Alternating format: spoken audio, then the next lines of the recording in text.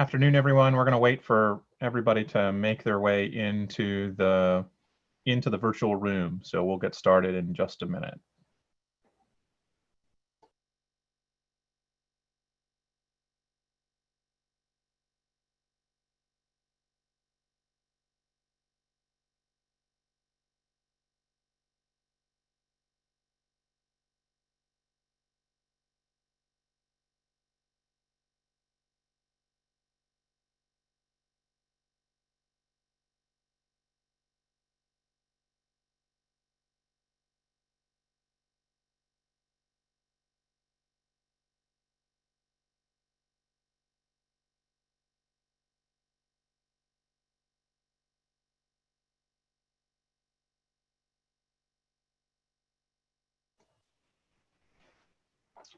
Okay, so we've slowed to a trickle as usual, and I'm going to go ahead and get started. Most of you know me. I'm Jeff McClurkin, Chief of Staff and Professor of History and American Studies here at Mary Washington. As usual, I'll be moderating today's Q&A.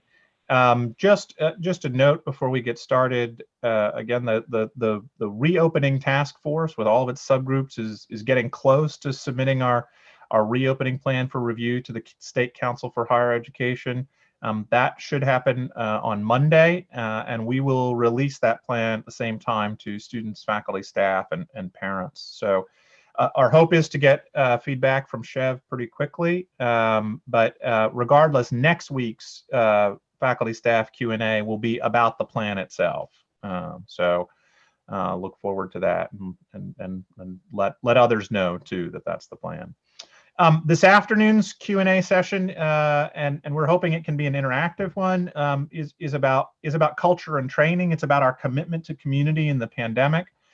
We have a number of people here to answer questions. They include our Vice President for Student Affairs, Juliet Landfair, Associate Vice President and Dean of Student Life, Cedric Rucker, Assistant Dean for Residence Life, Dave Fleming, and our University Physician and Director of the Student Health Center, Dr. Nancy Wong. A few words of logistics, familiar logistics to those of you who have been doing these before I turn things over to Juliet and Cedric to give some brief remarks before we move on into the Q&A. Few of you have submitted questions already. Others have not. Regardless of whether you submitted a question before or not, please go ahead and click on the Q&A tab and submit a question there. In this case, chat should be reserved for procedural questions to Mark Simpkins or myself. We're going to poll the common questions, and you'll have a chance to put them to our panelists. If you have a question for a specific panelist, please identify that in your question. Note that, as usual, we've got it set up so that you can ask your question anonymously by clicking in that text box and checking the appropriate box. If it's an anonymous question, I'll read it off to the panelist. If not, you'll have a chance to ask. We'll set it up so that you can go ahead and ask that question as well. Ask that question directly. Note that if you see a question in the Q&A that you're particularly interested in hearing more about, please use the like thumb. More people who upvote the question, the more likely it is we'll have a chance to get to it in this session. We also do have people watching on YouTube. And Maureen from Events AV, as usual, is going to bring questions from there into the Q&A in the webinar as well. So thanks to Maureen, thanks to Mark Simpkins, thanks to the many other people in Events AV, the help desk, University Relations, all who made this event possible. And with that, I'm going to turn things over to Vice President Landfair to start us off. Awesome. All right, well, thank you, Jeff. A big shout out to you, Jeff, and Tim O'Donnell for the massive amount of work on the task force planning. It has been a lot. They are both now truly experts on college campus reopening in the age of COVID. And thanks to University Relations for arranging all these informative webinars for faculty and staff. I've learned a lot and very appreciative. Our session today is about how the university will help students prepare for and commit to behavioral and social expectations and requirements when they return to campus. Of course, like with our Aspire values, expectations with regard to public health in the time of COVID is also an important consideration for all of us, for faculty and staff and visitors to campus. When you look at the hashtag Forward UMW executive summary that we all received last week, and when we receive the more detailed plan in the next week, you will see that a culture of compliance, an institutional culture of compliance with regard to public health is in fact what we call a gating requirement. In other words, it's a prerequisite to opening our campus back up. The exact words in the plan are the following. In order to reopen, among other requirements, UMW must have a culture of adherence to sound public health principles and a culture of compliance in which the UMW community will support and embrace safety precautions to practice good hygiene, quarantine, social distance, wear face coverings, work together to prevent the spread of disease. And I think this is a really important place to begin because we know how much our students want to come back. They really want to come back to campus. They want to resume their holistic Mary Washington experience as much as possible. Of course, working in student affairs, I do understand that there are specific concerns around students when it comes to a culture of compliance. And we do have to confront these realities and put it into our planning. Some of those realities are the following.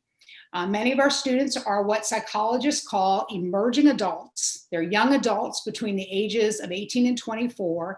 And there's a lot of sound research that confirms that emerging adulthood is a time when young adults engage disproportionately in risk-taking.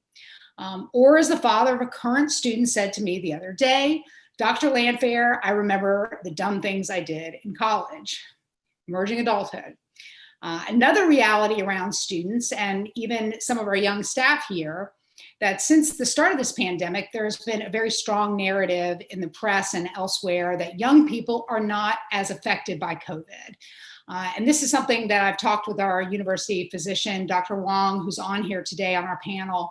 And she pointed out, this is such a young virus and that we still don't know the lingering effects. And that's, of course, in addition to the fact that even our asymptomatic carriers as young people might carry the virus to more vulnerable people and put them at risk. And then last of all, with regard to students, the public health guidelines in the United States have unfortunately been politicized.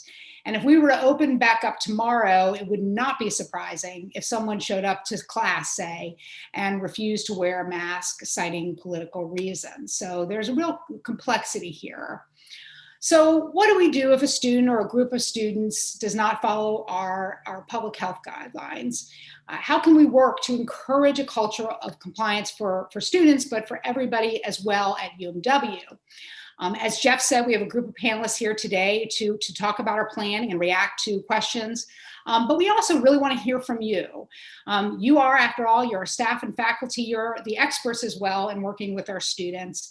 We already heard one great suggestion from a professor about going to the students, including, say, Student Government Association, and encouraging their organic contributions to the culture of compliance. What is the student voice in our planning when it comes to a culture of compliance? I thought that was an awesome suggestion. Also to know that the university has several existing policies and protocols on which we can draw to encourage a culture of compliance, including several provisions of our code of conduct, our student code of conduct, and you can find that online, including endangering others or failure to comply with university officials. And in addition, with further regard to students specifically, athletics and residence life and housing have protocols and codes of conduct that can help us foster a culture of compliance. For faculty and staff, we also have the Virginia State Employee Standards of Conduct, which has provisions around supporting a safe and healthy work environment. And I know Beth Williams and her colleagues in Human Resources are working hard on a list of protocols to support compliance, which they will share.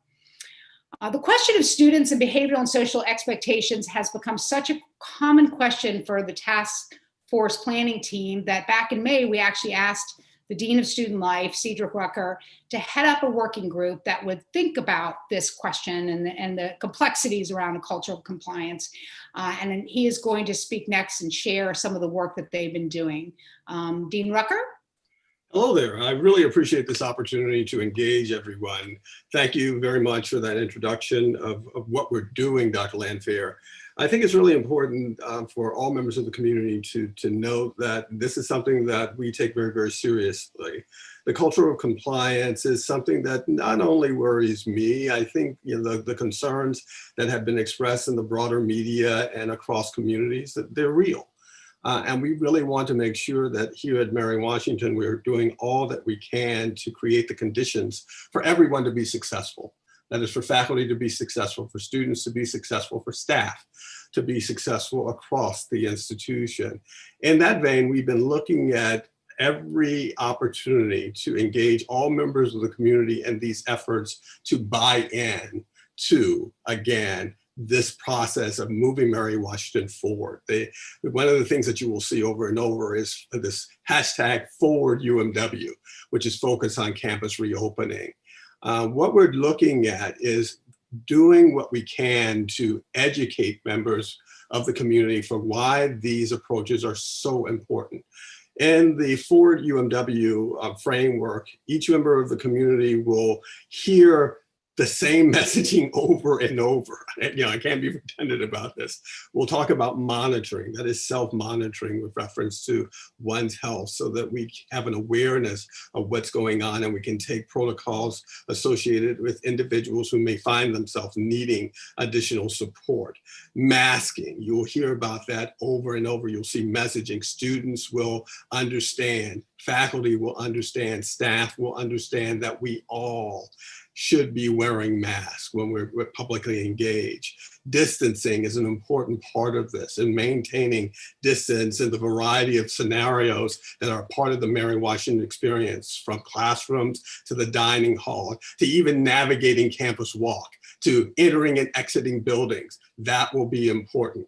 Cleaning, that is cleaning of facilities that we're using, cleaning desks after we use them in the classroom, preparing them for the next group. One of the things that I love is that we're adding additional time to the academic calendar to allow spaces to be cleaned so that the next group can use them.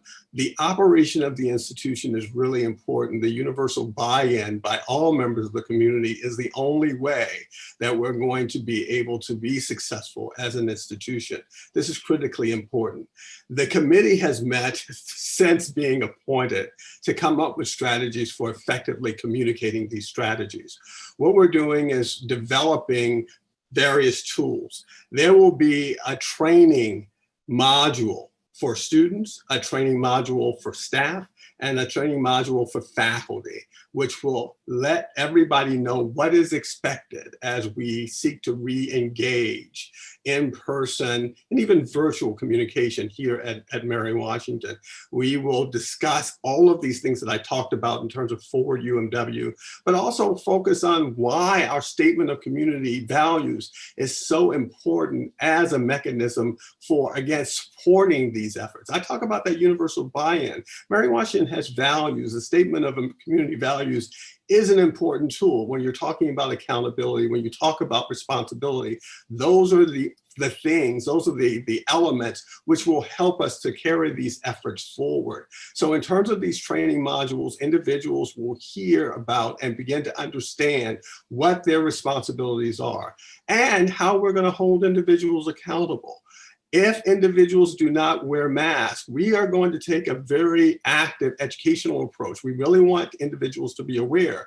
But if there's non-compliance, we will also follow up, and there will be behavioral consequences in some areas where individuals are not cooperating. That's important, and that's when Dr. Landfair outlined those behavioral guidelines for faculty and those stipulations for faculty and staff with reference to guidelines as well. We want this to work. As you heard from Dr. Landfair, our students want to come back. I have spent the last week and a half talking to incoming students, and they're excited about coming back to Mary Washington. The upper class students with the orientation leaders and the orientation coordinators are really excited about reconnecting with this space. They feel that this is their home. They really want to work and engage faculty members. They recognize that things will be different. They have talked about what they're willing to commit to make this work, and we're excited to see that level of buy-in. This week, starting yesterday, we started the production of a video. that will be our springboard piece to all members of the community about these expectations, about why compliance is so important. Did part of the shoot yesterday with the president, and we will be shooting tomorrow. Actually, I will be looking for a couple of faculty volunteers. So if you're in Fredericksburg and you can be on campus between the hours of 1 and 4, please put that in chat. Jeff, let me know, because we will need those individuals demonstrating various elements that we've talked about in this piece. Because again, we really want this to work. We want individuals to be respectful of one another. Civility is really important here. I don't want to see a situation where individuals feel stigmatized in any way. Dr. Lanford talked about the rhetoric in the political arena. We don't want that at Mary Washington when it comes to our citizens. That's why Aspire is also important. We want to celebrate everyone, but make sure that everyone is committed to making sure that the academic process moves forward as successfully as possible.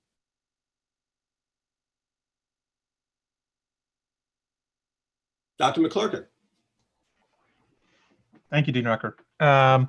So we'll go ahead and open things up to questions. We've got a couple already here. The first is from Marjorie Ock.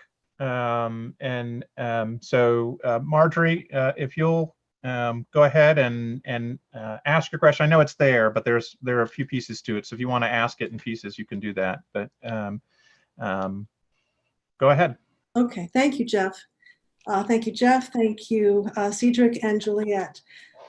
I very much appreciate all of the work that everyone is doing to ensure the safety of our students when they return to campus, as well as the safety of faculty and staff, certainly.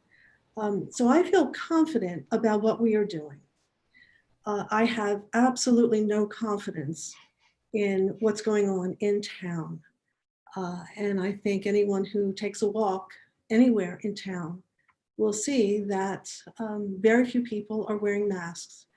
So I can anticipate the problem coming not from campus, but from Fredericksburg. So my question concerns, what is it that the university and the city are doing to collaborate, and what is happening to, on the city's part, to ensure the safety of our students? What are we doing to collaborate? Thank you. So if I'm happy to take that sort of initial piece of that, and then perhaps Cedric can talk a little bit about what advice we're giving our students in these conversations. Mm-hmm. President Pano is in contact with Tim Baruti and with the city managers and the county executives of our surrounding counties. Marjorie, you raise a great question. It's not an easily answered one. We can only control what we can control. The guidelines and the standards that the city is dealing with are those of the state, and so we don't have the ability to tell the city what to do. The city is certainly willing to work with us, and is not opposed to having our students come back, but I don't know that there's an answer there on the city's part to address what I understand the large scale concerns about people not wearing masks and not social distancing in the community. Cedric? Yeah, Jeff, the only part I would add on is looking at the greater good. I mean, my neighbor, Marjorie, one of the things that is really important to recognize is that there's a monitoring of what's going on in the state as well, in the sense that we're entering phase 3 today, which shifts the parameters of expectations with reference to community engagement. And one of the things that everyone's looking at to see if there are increases in the numbers. And if there's an exponential increase in those numbers, that will impact, I'm sure, what happens in our local communities. I would hate to have to step back to phase 2 or to phase 1 at this stage. And I know that their officials are looking at that, and that there will be major consequences, not just for Mary Washington, but Fredericksburg if we falter in these areas. I too, as you know, am a person who navigates the town rather fluidly, and I have witnessed individuals who are not wearing masks. I mean, one of the things that we're seeking to do is to educate our students why that's important as they engage the broader community. 1/3 of our students are commuters. In terms of our faculty and staff, the lion's share of us live in the surrounding areas, and it's very important that we engage in these protocols so that we don't bring any exposure opportunities back to the community. I mean, because we don't want to enhance the risk of participating in this academic enterprise. You know, the mayor happens to be someone I know. Tim Baruti happens to be someone that I know. And these are conversations that I have personally shared with individuals with reference to the types of concern. I did not communicate on behalf of the university, but I think it's really important that we as citizens, you as a citizen of Fredericksburg and as a neighbor, are also outreaching to city leadership to let them know of the concerns that you have with reference to our community and its ability to continue to be successful if individuals are not engaging these protocols. Marjorie, I'll just add a couple of other pieces to this. One is that that we are partnered with the Rappahannock Area Health District and have a liaison with that group that we're meeting with and talking with regularly. And the Rappahannock Health District piece of VDH, for example, the mask enforcement policy is a VDH enforcement policy, and so if there's sort of widespread issues within a community, that would be the avenue that we would express our concerns there. So that's one piece. The other is we also have a partnership with the Mary Washington Healthcare team, and we've got an ex officio member working with us as well. So we've got liaisons with these community organizations, as well as the good relationship that Troy has built up over the years with Tim Baruti and the other and Mary Catherine Greenlaw and the other leaders in the area. But it is a concern of ours as well. I think it's one we want to try to address in a number of ways. The next question is from Angela Pitts, and so Angela, go ahead and have you ask it. I think it's one that a number of people have. Go ahead, Angela.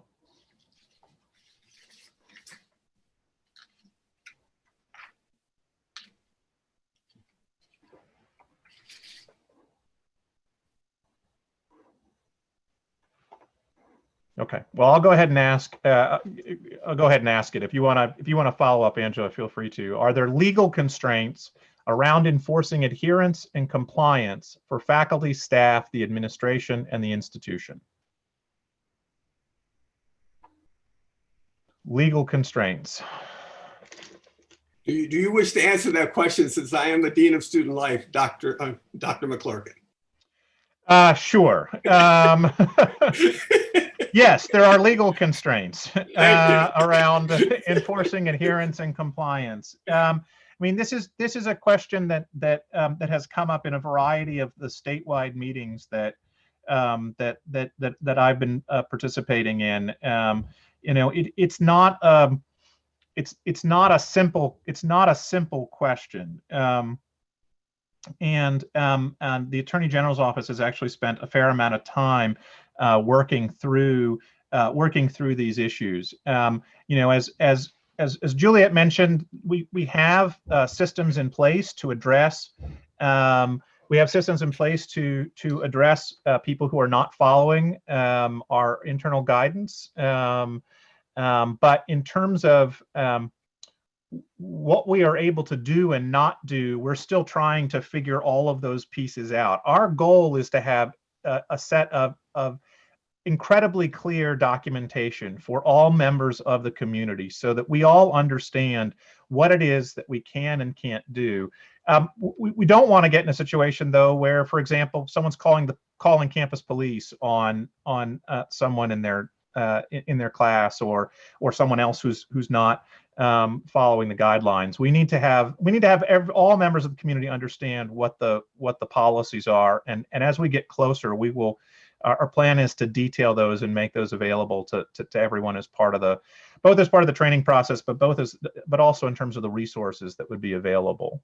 Dr. McClurkin, I just really wanted to make sure, in terms of the way that you framed it, I can't see the question here, but the question was asked about faculty and staff. Right. Right. So adherence and compliance for faculty, staff, the administration, and the institution. Right. Yeah. Thank you for reframing that. Yeah, I mean, I think we certainly I am not a lawyer. Let's start with that. But I am learning a lot about the law. You know, I think we do have some capacity to enforce with faculty and staff the ways that you know, questions of public safety. If I'm understanding the question right, though, Angela, well, I'm not sure I am understanding the question right. Cedric, how are you reading it? Well, I mean, I think the code of conduct, student code of conduct, gives us latitude to address behaviors Right. on a number of fronts, and those things, as Dr. Landfair laid out, are just, they're in our code of conduct, and they've always been there. We don't have to invent or create new guidelines associated with holding members of our community accountable. We also have the Virginia State Employee Standards of Conduct with reference to expectations. There's also the faculty handbook. I am not as clear Right. on that vehicle for addressing certain concerns, because that's not my area. Right. So we will, yeah, but there are ways to address that. I do want to point out, and Sabrina Johnson has reminded me that there are certain, for some of these safety requirements, like a face covering requirement, for example, there are health and religious exemptions that we need to be aware of, and so there are some legal constraints in that sense around protecting individuals and their religious beliefs and their health. So we do, there are a number of additional pieces there too. But in terms of ensuring, if the question is about ensuring whether or not people follow the guidance, we have some existing internal documents that would help us address that. So, okay. So the next question is anonymous. What specific consequences will students who do not comply face, and who will determine who must face them? Well, as I just framed, we have a series of conduct policies that are in place that assist us in our outreach to students. Our objective on all fronts is to be educational, to remind students of the expectations. One of the things that is a part of the training module is that individuals must pledge to uphold the guidelines. That's an important part, not just for students, but faculty and staff as well. So they will go through the training, they will pledge that I understand that I must wear a mask. I understand that I must engage in sanitization elements. All of those things will be outlined, which gives us puts us in a position where we can hold individuals accountable. I would also like to see, I am not the provost, I'm not the associate provost, but communicating expectations in the syllabi will be one of those elements. I think that's also important. And I know Dr. Sabrina Johnson just talked about the exemptions. Even in the case of exemptions, in the training, we talk about the alternative avenues that individuals have of receiving support and services. So no one is eliminated from academic engagement. If a student does not comply with guidelines, that information is reported to the Office of Student Conduct. Dr. Tuttle has an array of options. First, again, is to be educational. These are the expectations. You have pledged to uphold these expectations. If ultimately the health of the community is compromised, if someone decides that, you know, they're in isolation, I'm sick of isolation, I am going to go out and confront my roommate, I mean, that has consequences which may impact an individual's ability to be in this community. So there are a range of sanctions that are available, always being educationally. Ultimately, if an individual does not comply with the safety guidelines, the protocols, the directives, that individual can be asked to look at other ways of garnering the benefits of the Mary Washington education, be it virtually or through some other avenue, but maybe not in person. Thank you.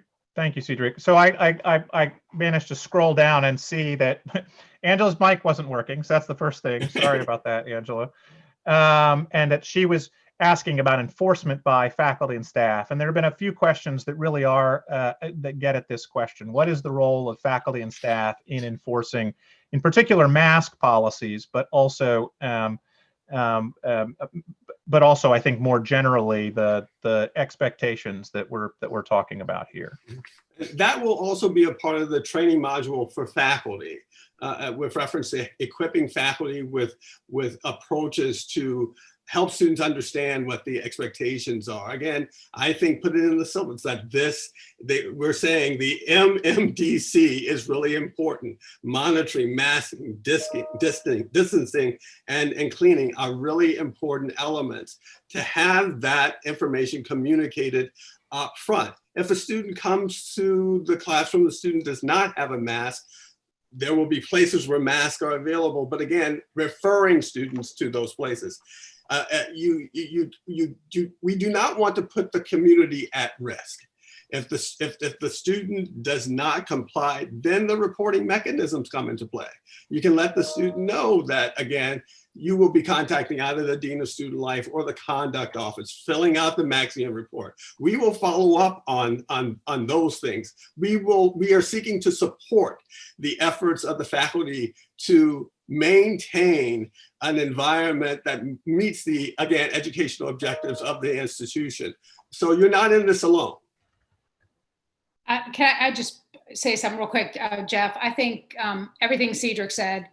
I also, one of the things I talked about in the beginning was the idea of a culture of compliance as a gating requirement. And I do think our faculty are starting to hear this in their advising meetings. We're hearing it from our student athletes. We're hearing it from our students, how desperately they want to come back to campus. And that the educational aspects of the public health realities is so critical for us and will be part of our training as well. But we need to tap into that deep desire of our students to be back. And you know, you're right, we're not seeing adherence to safety protocols in a lot of different, on the beaches and in restaurants and bars and those sorts of things. But if they want to be on our campus, if they want us to reopen, this is a gating requirement, and that we need to talk about that cultural reality with our students. And that will be, so there's enforcement, but there's also, as Cedric said, the educational aspects of this. Okay, thank you. I do want to go back to Marjorie had said, is it fair to say that Fredericksburg City is not an official communication with the university regarding the return of students? I would not say that,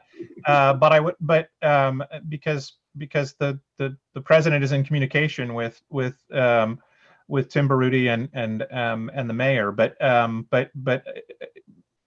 I think that's not the same thing as that Fredericksburg City would somehow change behaviors because the students are coming back. So they have regular meetings, they have regular conversations. Shared a copy of the plan at this point with the city. So I don't know much more than that, but they certainly are in communication. The next top one is, I am already frustrated with folks in my building not wearing masks. Can we please accelerate the training for faculty and staff? The guidelines need to be adopted now. Our committee is working on these as we speak.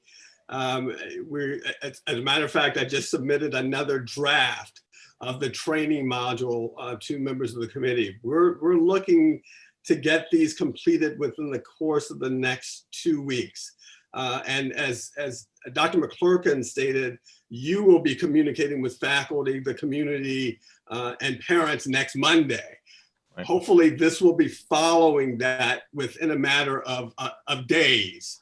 So these modules out there so that individuals understand the specifics of the expectations. But I think it's fine that we are messaging for everyone the forward UMW. I think that, Dr. McClurkin, my suggestion is that rollout, we can put that out now.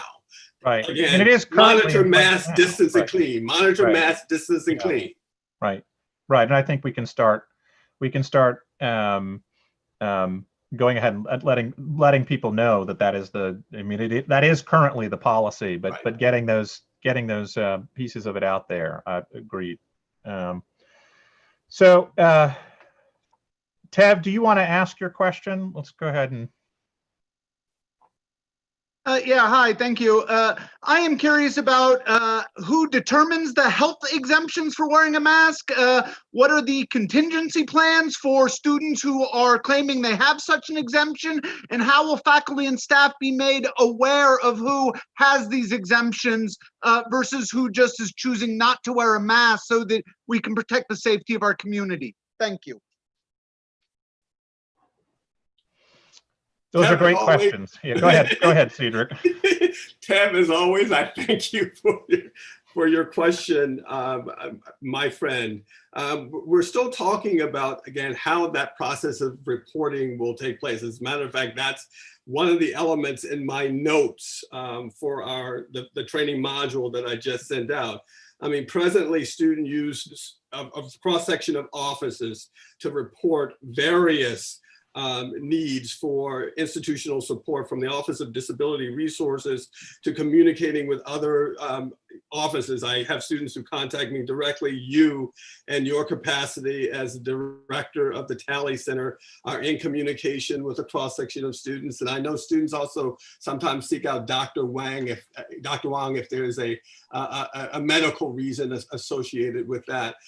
My plan is to try to clean up the specific route for that so it's centralized and it's not so disparate. So I thank you for your question. One of the things that I talked to that we suggested to Dr. McClurkin when this was set up is that suggestions for faculty and staff would also be beneficial. So your question is really helpful to me to beginning to look at streamlining that process so that we know where to direct individuals to specifically for that support. I don't want them seeking out an assortment of offices or agency. So thank you for that. Okay, so the next anonymous question is, if a student, staff, or faculty member tests positive, will others located in the same academic building or dorm be notified that there was a positive case? Will the affected building be deep cleaned? So we're working on all this. There are a couple of issues that we've been running into about notification that the state has, and the Virginia Department of Health in particular has been really clear that we have to be incredibly careful about doing anything that might identify someone who tests positive. So there's a delicate balance here, and I understand the communities need to know balancing the communities need to know with the privacy and then the health privacy of the individual. So we are going to, and we're still working out the exact details of what this will look like, but we are going to provide notification of in general of positive cases on campus. And we'll work closely with the local health department and the VDH to try to make sure that we are following best CDC guidelines in terms of cleaning spaces. I don't know if anybody else wants to say anything. Mr. Dean Fleming, I don't think I've had you on a response at this point, but you can speak specifically to what the approach we're taking in the residence hall, if you will. Yes, I'd be happy to. So at this point, certainly if we're alerted that there is a case in the community, and a lot of that will hopefully come from our student health center, who will do probably the bulk of our testing for residential students.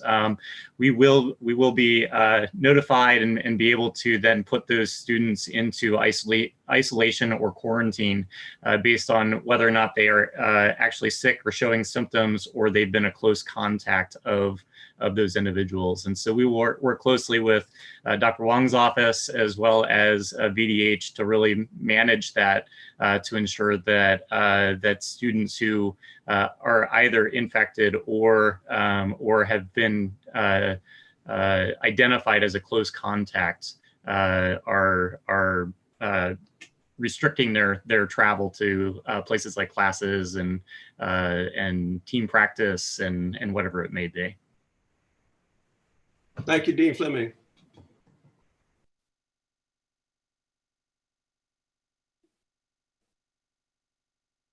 Dr. McClurkin, you're on mute. Had to happen at least once. It's a Zoom session. So glad it was my turn. The next question is about, will faculty and staff be informed on a regular basis of the presence of COVID-19 cases on campus? I answered that to the point that we're able to right now. What sort of testing and tracing plans do you have in planning? We will talk about those, that they are in the plan, in the full plan. Let's talk about those next week. But yes, there are, we do have plans for testing and tracing. The short version is that we have plans for symptomatic testing, and we are working directly with the local health department and VDH, who will be handling the contact tracing. So, but more next week. Especially, really encourage people to read the plan and the materials in there. So, okay. The faculty-student relationship is very different from the staff-student relationship, and that will impact enforcement. What about student workers? Do they report their faculty who aren't compliant?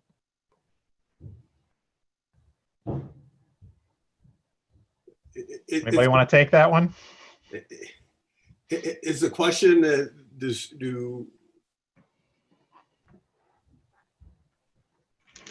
the question is if a student reports that a faculty member is not compliant.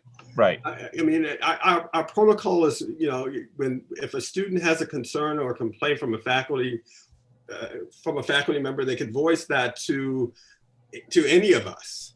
That's something that would go through our traditional process. That's why I asked you specifically about the faculty handbook. Right. In this case, so it would go through our traditional protocols. And do you wish to talk about that policy? Yeah, I don't want to. I mean, I don't want to. This is really a provost question, and I know that Nina's watching on YouTube, but she's not able to. Can't bring her in. But certainly, they could indicate to the department chair or follow up the academic chain of command if there were concerns about faculty members not complying. Right. Yeah, and I would just say I think that's a really interesting and important question, and I think that we need to explore it a little further at the relationship between students and faculty, but also students and their supervisors, and ways in which when we think about communicating in our training and our enforcement, that this is something that we will account for. It's a great point. So I appreciate it. Thank you. Okay. Students desperately want to be back on campus. Of course they do, for a variety of reasons. Mostly, I suspect, so they can flee the watchful eyes of their parents. Dr. Landfair and Dean Rucker seem persuaded because of student desire, which worries me. I want assurances that the work environment is safe. What is strange to me is that we fled campus in March when there were no cases, but we are running back in August when COVID is advancing rapidly. As I understand it, any student who's been in contact with a student who becomes ill or tests positive will have to self-isolate for 2 weeks, including instructors. It seems like it won't take many students who test positive before the majority of our population is quarantined. What will be the indicator that tells us we have to leave campus again? No one is talking about a plan for what happens when faculty test positive, become ill in terms of class coverage. This could be disastrous. There's a lot there. And I would say that a fair amount of it, we are addressing a number of these things in the plan. And again, I'd like people to take to read the plan on Monday and bring many of these questions back. I understand the concerns about timing, and what I would say is that Juliet talked about gating conditions, and we talked about it in the context of behaviors. But another of the gating conditions is that things are at a point where we can return to campus. And so, if we are in a position where, say, the state is moving back into a phase 2 or even a phase 1, if we see, we will not be able to come to campus. And so yes, we are planning for things to be getting better, but that is a necessary condition for us to return to campus, is that the state is in that the Commonwealth is in a position where we're able to do so, and we believe we can. I don't know that there's I don't know that we can say that any environment is safe right now. We are in the middle of a pandemic, and the reality is that virtually no environment is safe. I think if you have concerns about your work environment, then you need to express those concerns to your supervisor, whether that's a department chair or whether it's or whether it's your immediate supervisor. So I think that's that's my initial response to that. There are more details in the plan. The concerns about quarantining and isolation, I think again we have them laid out in the plan. I understand the concerns about overflowing our quarantine capacity. We are looking at that and a variety of ways to try to address it. It's not simply a matter of being in contact. I just want to be clear about that. There are particular guidelines, and this is something that the Virginia Department of Health will work with each and identify the close contacts of an individual. But again, I would ask that people read the plan, and we'll come back to it. One of the other elements I like to throw into that, and I know that, in terms of what was shared by me, and I don't want to speak for Dr. Landfair, but it was kind of contextualized from the standpoint of students just want to get away from the watchful eye of their parents. Many of our students want to come back because they want to engage our faculty members in a much more, the way that they did before. They look at the experience that they have working directly with faculty members as being different from what would happen in terms of their experiences in March through the end of the term. They're looking to re-engage this educational enterprise in the way that they find most beneficial. And working with faculty members in person as that can happen is important to a large number of our students. I would not discount that at all. And I think that needs to be stated. Okay. Okay, so to cut to the chase, will faculty have the option to bar a non-compliant, no mask, or apparently ill student from entering the classroom? Reporting a student starting a paper trail is all fine, but that action is after the fact. One of the things that's a part of the training process is, yes, you will be able to ask a student if there are indications that the student is not complying, You can ask the student to leave the class or and use a different avenue of receiving the educational information. Yes, that can be done. Okay. And I will say also that Nina texted me that there will be language for faculty to put in their syllabus that specifically addresses this question, and that an expectation of being part of the class is in fact the wearing of masks. So Right. so we'll have that language for everyone to include in their syllabus. Okay.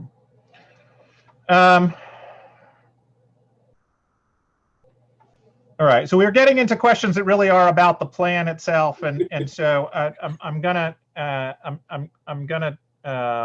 sort of move those forward that way. Can faculty request a plexiglass screen for lecturing?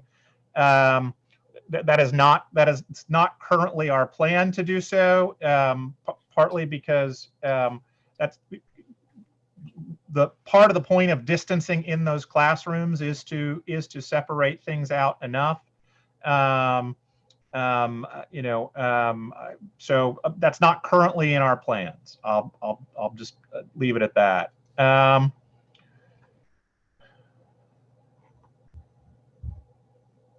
Will students be asked to maintain a personal log to support contact tracing if they test positive? This part of contact tracing, I think, as we think through, Cedric, I don't know if you want to talk through just sort of, is there currently any plan in the training to have people think through who they have contacts with during the day? That's something that VDH will be doing, Jeff, Right. as you're aware. I mean, they will be working with individuals directly to formulate how that works. It's not a part of our plan. Okay.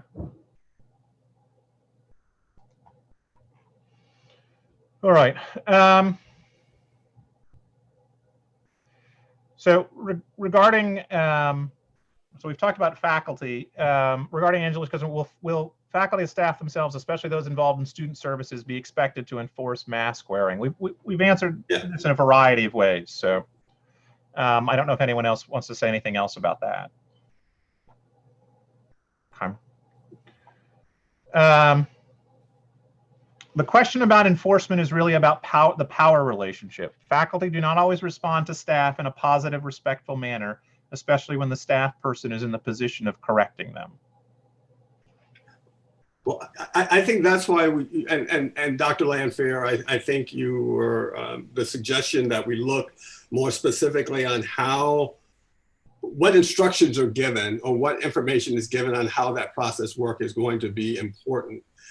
We understand the power differential that's perceived on the part of some members of the community, but there is a process here for when there are issues that are specific to faculty engagement. And a student is in a position to make a report directly to a department chair, to the dean of the individual college, all the way up through the provost as necessary. Staff members can do that, as well as advocates on behalf of students or giving students information to empower them to move the process forward. But I think creating a standard template for that is something that we definitely should work on. Okay.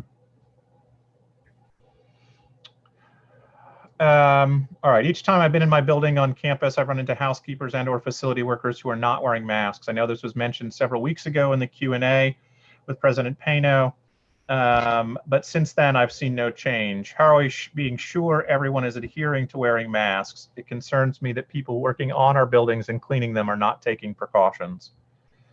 I think what I would say to that at this point is, when we have heard about these situations, we have responded to them, and facilities has followed up on them. I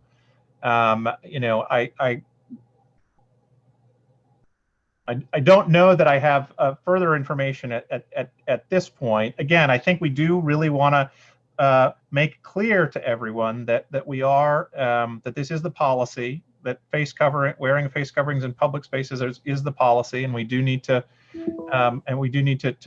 follow up on it. But if there are situations where people are not following the guidelines, then we need to know about them. Jeff, may I add Please. something in that area? I just think it's really important that that as we encounter individuals who are not following whatever expectations are in place, that we are reporting those immediately to either a supervisor or human resources if it's a faculty or staff issue. You know, we deal with this in the residence halls all the time. We get a very general, nobody's following, or someone over in this area isn't following an expectation. And it's very difficult for us to follow up when that staff might be 30 people large. And so if we're able to narrow down, it was in Melchers at 2 o'clock on Tuesday, now our facility staff is going to be able to really drill down into who that individual might have been and address them individually so that we can take some corrective action. So I'm just saying, you know, I encourage you, if you are encountering individuals, they've been given that expectation. So if you're encountering those individuals, please report it. Okay, we've got a number of questions here that really are about the plan, the full plan itself, and so so we've only got a couple of minutes left, so I'm gonna try to pick out ones that I believe really are about the topic of today's webinar. So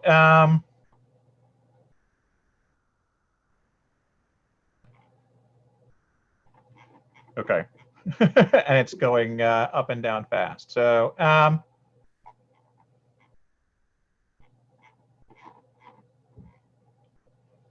so we're getting lots of questions about online classes, about the mix of online versus, right? Again, we can talk about that next week. In terms of testing, we'll talk about that next week. Can I make one point real quickly, Jeff? Yeah. I do think, you know, yes, there are so many specifics here, and this is what this planning has been like since we've started it in March, later March, April, where we started kind of running through, well, what if, and I think the detailed plan will address a lot of this, as Jeff says. I do know that teleworking is going to continue to be highly encouraged. There will be a lot, remote instruction will continue in a lot of classes, and we'll talk about all this next week. But the point is, like, how we are going to be on campus is also going to be very different. Like, you know, we made that point about to the students kind of have this idea that we're going to come back and it will be a lot of them, not all of them, but, you know, they're sort of imagining that it will be things will be normal. And that's one of the things that we're going to have to work with them to help them conceive of a very different kind of campus. I think that's the case for all of us as well. A lot of teleworking. It's just not going to be the kind of, it's going to be closer to what it was when we left after March, of course, but it's not going to be what we had before March either, until this pandemic is over. Yeah. Okay. We're largely out of time here. I see all the questions. Many of them will be addressed in the plan. Those that won't, please bring them up, or if they're not here fully enough. I understand people's concerns. We're continuing to work through this. We'll be back next week, and we'll try to work through as many of these questions as we can. Thank you, everyone. Just before we go. Oh, sorry. Go ahead, Dr. Wong. I was just going to say, for everyone, faculty and staff, for our students who are sick, if you would let them know to call the Student Health Center. We are not taking walk-ins. In order to accommodate social distancing, we don't want a whole bunch of people showing up in our waiting room. So if you would just let the students know to call the Student Health Center. And then also for everyone here, it's very important that you know, coming for flu season, that everybody should get a flu shot. We don't need to have confusion between, is this flu, is this COVID? if there's a vaccination that can help minimize your symptoms or minimize your ability to get the flu, I would say, definitely this is the year to get that flu shot for your sake and for everyone else. Okay. Thank you, everyone. I'd like to... One other thing, Dr. McClurkin, again, if there are any faculty members who are going to be around tomorrow between the hours of 1 and 4, if you could just send me an email, I would greatly appreciate it. We love featuring you and the video that we will be using. All right. Thanks to all the panelists. Thanks for all your great questions, and we'll see you. We'll see you next week. Thanks, everyone. Thank you.